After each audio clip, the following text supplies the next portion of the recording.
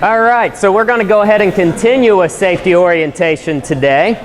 I think everybody can hear me just fine. If you can't hear me, you can raise your hand, or really you wouldn't know to do that, so we'll just continue on.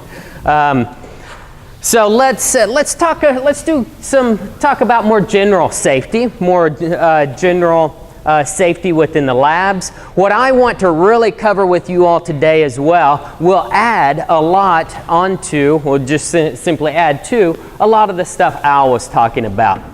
So I want to really discuss with you about incident response, thinking the unthinkable. And I know what you're thinking. You're saying, that's unthinkable. So I really want to show you what I mean by this, on really imagining what the worst possible scenarios are in the lab and how I want you to turn this thinking around. We're going to look at safety as a portfolio of threats. And we're also going to look at specifics on laboratory safety. So, and a lot of this content has been built by your PIs and by them simply responding to the past safety orientations that we've done. So I've tried to incorporate a lot of that information into here. As you look at these, think about which one you are most excited about seeing, because what I want you to do is I want you to text Bryan, CRAWFOR, notice the D is gone, 772. I want you to text it to the number 22333. You're all using your cell phones right now anyhow. Might as well pull them out, because I want you to do this so that I can get a polling of which one you're most excited about seeing. And I'll pull it up here, and we will try. If this works, then that'll be great. If it doesn't, I'll just abandon it immediately. We texted your name to the 2233? Yes. So you're going to text my name, Bryan Crawford, not the D, 772. Text that to 22333.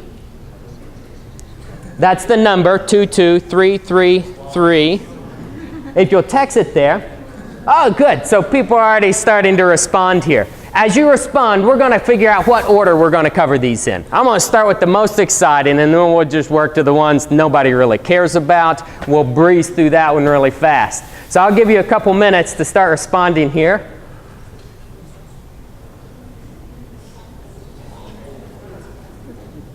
Give you another 30 seconds.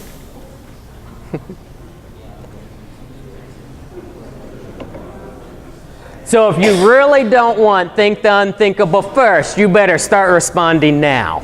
By the way, you better get your butts in gear.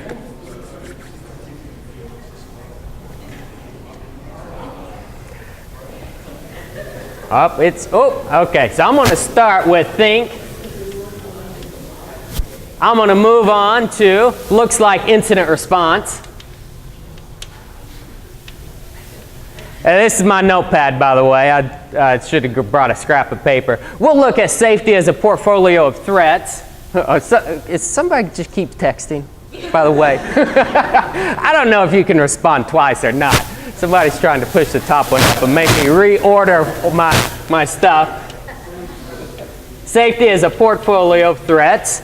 And then we're going to look at specifics of lab safety. All right, so let's go back to the presentation.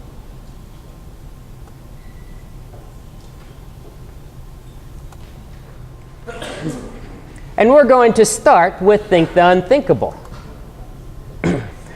So whenever I say think the unthinkable, what this really gets to is that the most important safety measure that you have in your lab is your imagination.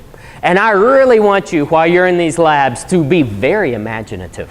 Not just in your research, but also as to what can actually happen. So when I say think the unthinkable, this is a good incident of something. We'll see if it's loud enough. We hear it.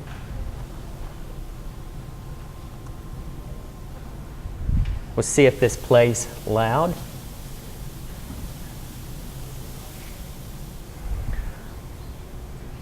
everybody's looking at this going, okay, I know exactly what's going to happen. I know something is going to happen here. This is an unthinkable event, by the way. So you look at this, and then all of a sudden, it scares her to death. She spills her coffee everywhere. I like the person in the very background that actually hit their head on the filing cabinet. I think that's fantastic. This is not an unthinkable event. Everybody could have foreseen this incident happening. So I want you to really turn your thinking around. I want you to get away from this linear action to result or action to response mindset. And what the best example that I always give on this one is when you have your trash can overflowing in your labs. By the way, there are a lot of labs out there that let their trash cans just overflow.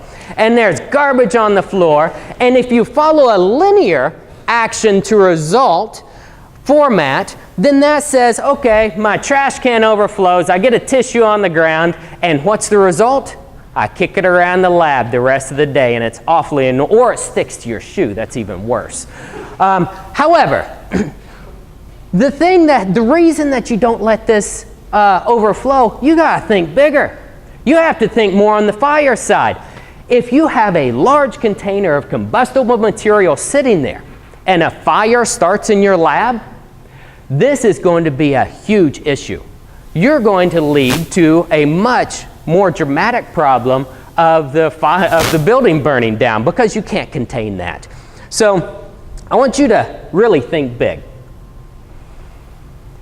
And I want you to turn that thinking around. Start with the results in mind and work backwards. Figure out what is the cause. Consider what would be the worst situation and then figure out what would be the cause of that situation.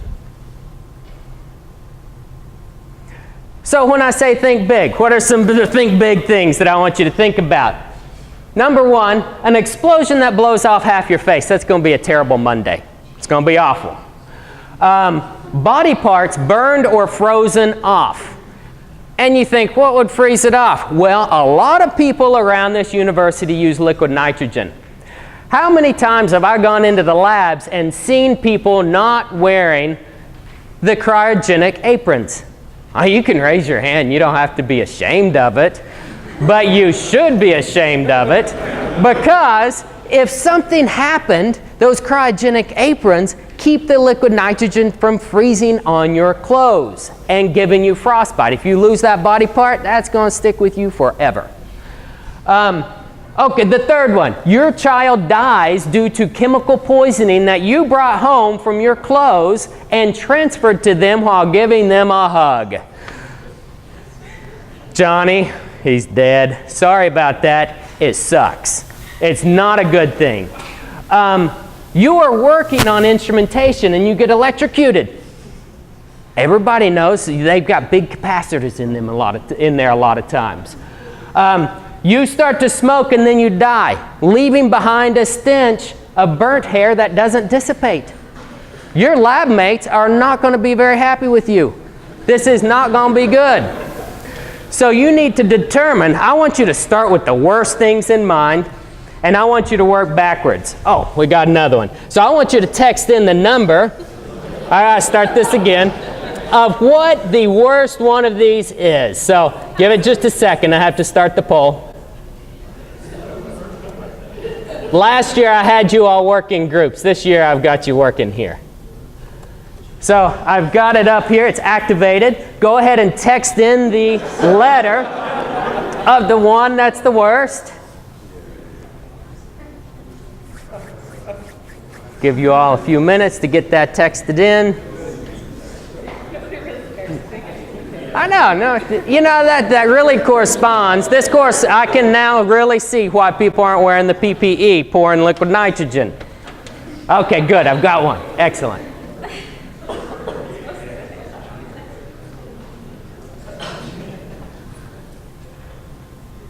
I like this. You know, it surprises me that the dead child doesn't really just take the cake, that's not the worst. I'm not judging, I'm just saying. Okay, so electrocution in the lab. Let's take a moment then. Let's all think about electrocution in the lab, the ways that you could be electrocuted, and what might actually cause that electrocution. And text in less than 5 words, text in a couple of things that might cause this. Don't worry, if you have spelling errors and stuff, 1, it's texting. Number 2, it's, I don't think it even shows who it is. Ceiling leaks. Okay, so like water damage.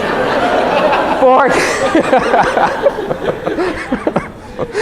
I love that I can't, okay, I'm not. Daisy chaining, yep, daisy chaining outlets and stuff together. So get a few of these in. Come on, y'all are creative. Not wearing gloves. Good point. A flood. Obviously, a lot of times if you have water that's in your labs and you're working with electricity, you need to have GFIC outlets. Oh, good. Before this gets way too crazy, I'm going to go ahead and go back to the presentation for a moment. Oh, good.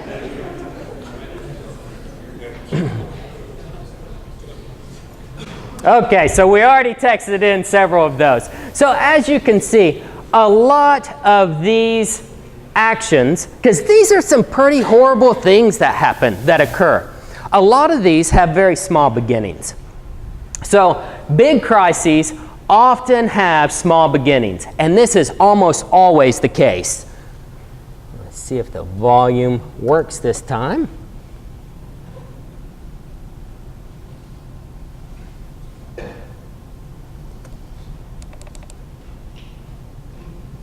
Oh, it's not playing volume.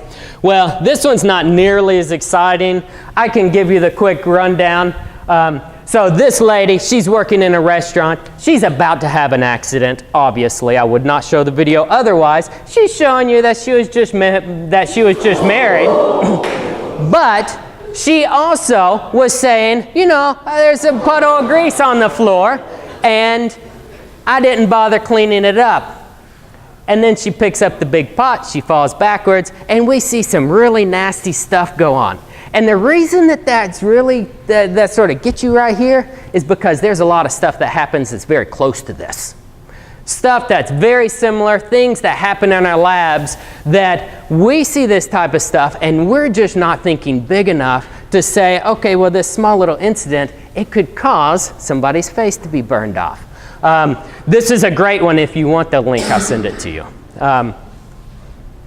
So what I want you to think about the unthinkable, when I say think the unthinkable, what I really want you to do is imagine the worst, turn your thinking around in the labs, and determine what those causes are of those worst accidents. You're not being creative enough if you're not thinking big enough. So the next thing we're going to look at is incident response, and that's a perfect order. If we go to incident response, so what happens when one of these things does occur? The most important thing that you can remember is that you do not have to handle a crisis yourself.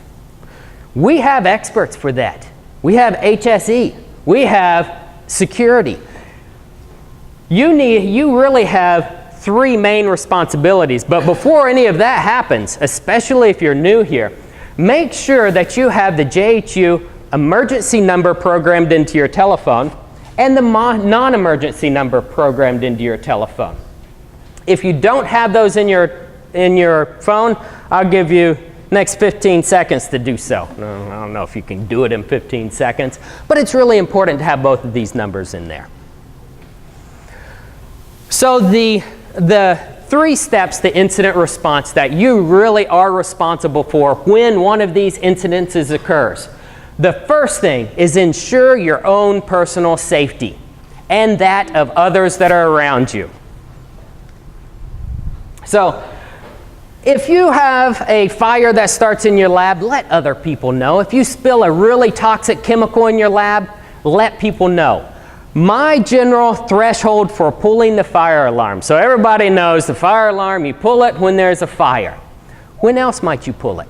Well, if you have a really toxic chemical and you spill a lot of it in your lab, if you have to evacuate your lab for your own safety, it's a good time to pull the fire alarm, because it's a situation that's larger than you can handle. So ensure your own personal safety. The second thing that you must remember, call security. So call security and notify your PI and department staff. And the third thing, I mean, these are straightforward. It's just 3 things you have to remember, is to be available for first responders whenever they arrive at the scene. You do not have to be right there where the incident is happening. You need to be available either in a remote location or by telephone so that your first responders, people responding to the incident, aren't walking in blind. This is very important. So the 3 things: ensure your own personal safety and that of others that are around you. Number 2, call security. Then inform your PI and department staff. And then number 3 is to be available.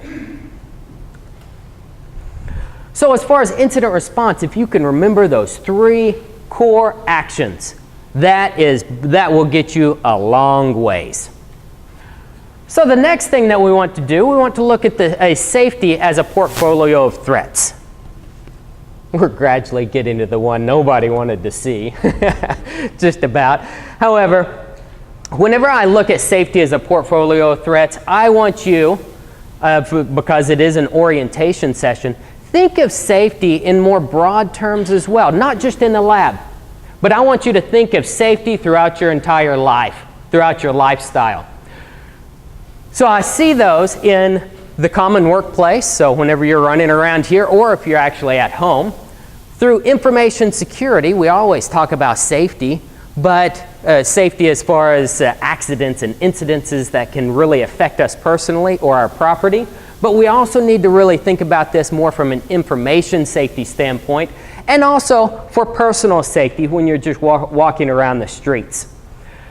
So I always like to look at this report, which is from Travelers Insurance, and it is it's their impact injury report for 2016.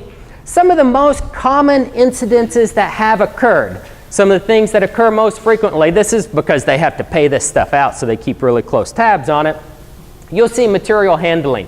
That's like pouring chemicals, liquid nitrogen, and stuff into other dewars or into other containers. And you can see a lot of stuff down there, strains and sprains. Whenever you're lifting stuff too heavy, we've got a lot of people around here. There's no reason for you to try and pick up a 60-pound sack of concrete by yourself. Get one of your lab minions over there to do it with you. You might as well, because there are a lot of people here. Don't put your back out just to try and do something that 2 people could easily do. Just be a little more patient than that. A couple other things, slips, trips, and falls. We all see these in the labs. You have cords running across the floor. You know, just pick those up. That's an easy thing to do. It's easy to prevent a lot of this stuff. For information security, I actually reached out to WSEIT for this. So what are the 3 top things that you can do for information safety to make sure that your safety while you're on the network or while you're doing stuff? What are the 3 most important things? They actually told me, they said, now, it's really hard for us to come up with just 3. But the number 1 thing was update frequently.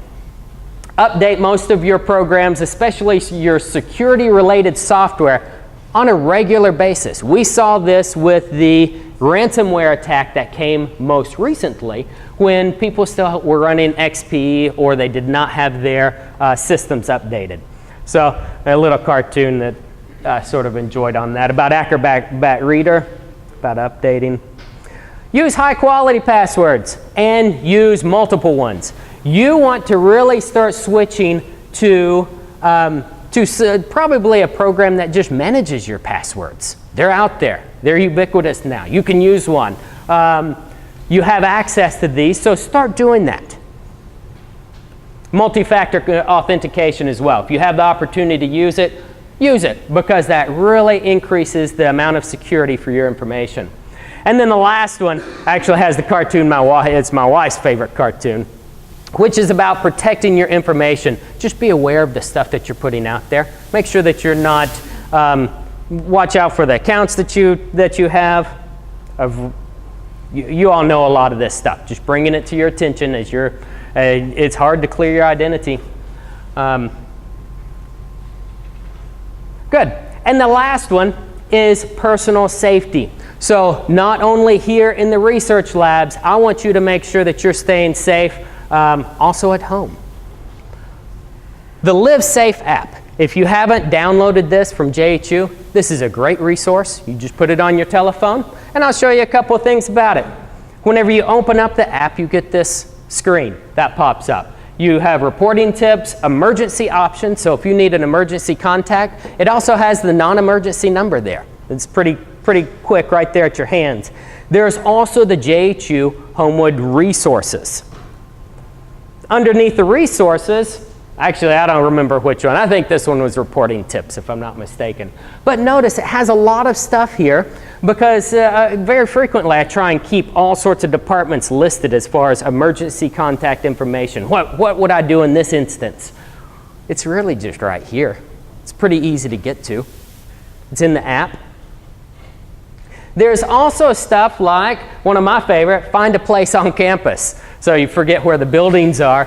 Especially for the new people, very handy so that you can actually locate buildings on campus. I want you to also check your home. A lot of you all have come back to campus. Maybe you moved over the summer. You need to check your fire alarms. New place, new house. I've had friends that stayed with me for over 3 months because their house burned down. That's a really bad wake-up call because it was in the middle of the night. Door locks. Make sure that you check your door locks, but also a lot of people, you move into new places, you have your back door and you have the deadbolt on it. A lot of the ones on the inside also have a key. How in the hell are you going to get out if that key comes out of that door lock? Be very careful. If you have a situation where you have an exit door that has a key on it and for your deadbolt, make sure there's a window beside it so that you can exit even if that key is gone. Make sure that there's a window next to it or just replace that deadbolt. Oh, carbon monoxide detectors. You have gas in your house, use it. Fire extinguisher and fire ladder. You're in a new place, make sure that you have these things. And then also a flashlight. You should have a flashlight, not just the one on your cell phone, really. Get a real one right beside your bed, something like that. And the last one that I can't really emphasize enough, know your exits. Anytime that you go into a new place, know your exits. Because you need to know how to get out of the place if something actually happens. All right, so we're left onto the one that people were not so excited about. I won't say nobody wanted to see it, but I want to show this one because this one is very important. It's one that we don't cover on a regular basis as a large group. So I want to look at specifics on laboratory safety. The one thing that we have started this year, I talked to Professor Howard Katz on this. He brought this form to my attention. It's a fantastic form. And I would highly encourage all the research groups to start using this the first time before they start a new experiment. So as you get things set up, before you do your first experiment, identify all the physical hazards. Just go through here, check it off. This is a way for you to really go back and imagine the worst things that could happen. So you can always think back to those, at least those 4 previous things.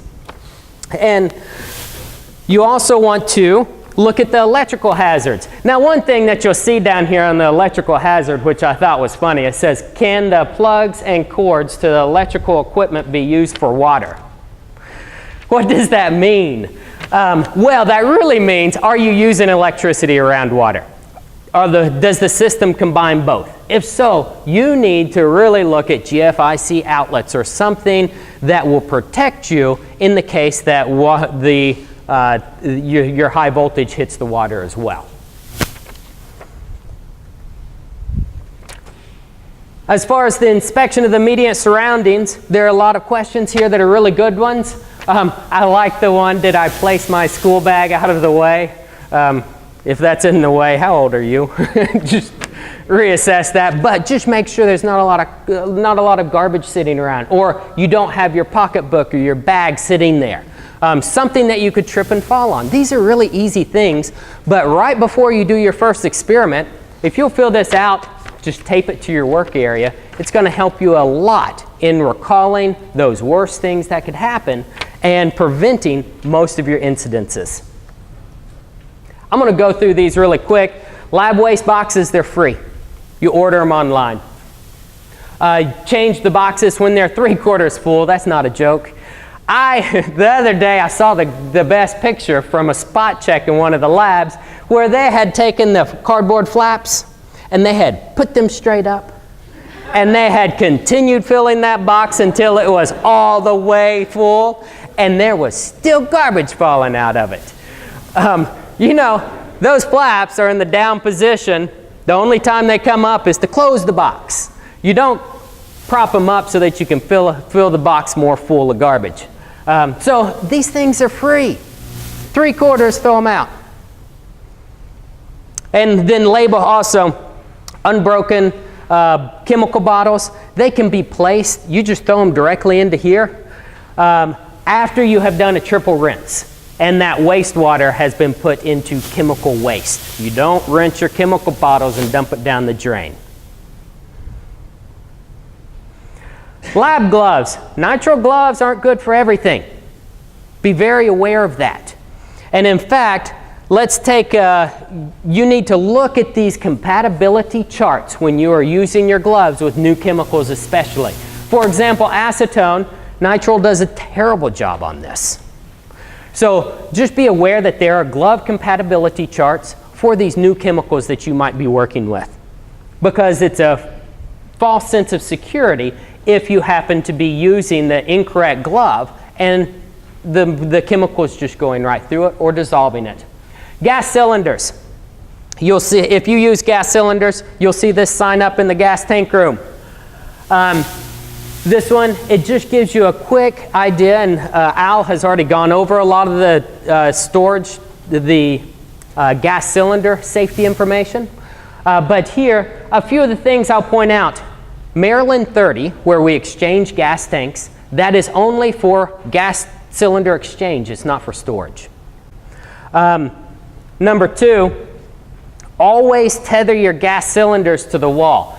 At no time, other than when you're taking your gas cylinder and putting it on the cart, at no time should they be untethered. And the reason why, it's not just because you say, oh, I've got this cap on it. If it falls over, it's not exploding. It might not explode, but it will crush your foot. So at any time, make sure those gas cylinders stay tethered. And please do not leave them in the tank room untethered, because this has happened a couple of times this year. And the other ones, always don't transport one while it has a regulator on it. Take that regulator off, cap it off, make sure the cap's on it before you untether it. Very simple safety stuff, but it makes a lot of sense. So chemicals, there are a few things that we want to look at here. Storage and stuff, I'll ask you to talk to your PIs more about for chemical compatibility, or to HSE, either one. But for empties, make sure that you triple wash them, then dispose of the container into the waste box. It's an easy process. Also discard all of that wash liquid into chemical waste. Don't pour it down the drain. Nothing other than water goes down these drains. If you're brushing your teeth in the lab, you should collect it and take it to chemical waste as well. Don't brush your teeth in the lab. We all understand that, but if you were, we don't want the fluoride toothpaste going into the drain system. Labeling. Label your containers before putting contents into the bottle or into the container. The number one reason that containers go unlabeled is because you think, oh, this is temporary. Then who finds it? I have to find it 3 months later. So make sure you label these containers before you put contents into them. Makes labeling easier, makes my life a whole lot easier. Oh yeah, and also all containers must be labeled in clear English. This is not just for the non-native English speakers. I swear to you, a lot of you write with your toes, because I can't read half of the labels that you put onto the containers. So this is all over the board, plain English. Make sure that first responders that are coming into your lab to respond to incidences that might occur, they can recognize what those chemicals are in a fairly quick, reasonable time frame without having to decipher your toe language or whatever it is. Disposal. For chemical disposal, it's free for labeled chemical waste. If it's unlabeled chemical waste, I like to tell you that they charge for it. Just don't have unlabeled chemical waste. That's an easy thing to do. Label your chemicals before the contents goes into it. Labs can also request chemical pickup using the online portal. So there is a chemical waste portal that you can use, and you can arrange for lab pickup. And the last thing I want, actually this is just teasing, it's not the last, it's close to the last though, I promise, the sharps. Storage of sharps, don't just put them on the workbench. You need to either have them in a retractable razor blade case handle, or put them in a Petri dish. That works out pretty well also. What I don't want to see is a razor blade laying on the countertop and somebody comes and puts a napkin over it, and then you go to throw away the napkin and you slice the crap out of your finger, which does happen. Also, if it's on a workbench and maybe you have a hammer laying down and you have a razor blade under that by accident. If you leave them laying around, it's easy for something to go over it and you don't realize it when you grab it. So just be aware of that. Keep them either in a retractable holder or in a Petri dish. These containers can be purchased from Grainger Supply. Fantastic location, less than $10 each for a 2-gallon container, and they hold a whole lot of razor blades or quite a bit of glass as well. So Grainger Supply has these, and when the container is full, you close it and you throw it in the biohazard box. It's all going to be melted down anyhow. JSU policy, one thing to remember, never recap needles. The number one way that you get infected, or the number one cause of needle sticks, is simply trying to recap them. They're really small needles. I forgot, actually I think I've lost my glasses at this point. I don't even know where they are. If you can't see very well, you're not going to be recapping a needle very well. So just dispose of it and get a new one. You're not going to save the environment by saving a needle. Number two, you're not saving any money by saving a needle. Dispose of it. Same thing with gloves, by the way. Unattended experiments. This is a form. Whenever you go away from an experiment, so you're running an experiment, whether it's in the common use labs downstairs or in your own faculty lab, if you leave for any longer than a bathroom break, unless you're one of these people that take a really long time to use the bathroom, put this sign up if you're going for longer than a bathroom break. Make sure that you have the purpose of the experiment. You put down what to do if there is an emergency. You know, there are 3 check boxes here. It's an easy thing to do. Put your name and your telephone number down. And then also the time it was started and when you expect it to end. By the furnaces, these are actually posted for that. There's an envelope for them. But I'll also make sure that I send this along with this little inspection form. I'll send that out. It'll be on Monday, but I'll send it out as a reminder and an update, just so that you have this information, so that you can print these out. Oh, and when you're not in the labs, lock the doors. Truly, we have a lot of assets in these labs, and we do not want them disappearing, nor do we want somebody going in there and getting hurt. So if you're not in the lab, let's say you're leaving a lab and you say, oh, this isn't my lab, it's a shared use facility. And you start walking out and you just leave the door wide open. If there's nobody else in there, close the door, please. Same thing with anybody else's lab. We all want to make sure that our assets and the stuff that we use for research stays here so that we can use it. Close and lock the doors. Oh, well, just got a little closer. Good. So I want to leave you with 3 things. Well, first off, before I do conclusions, are there any specific questions that I can answer?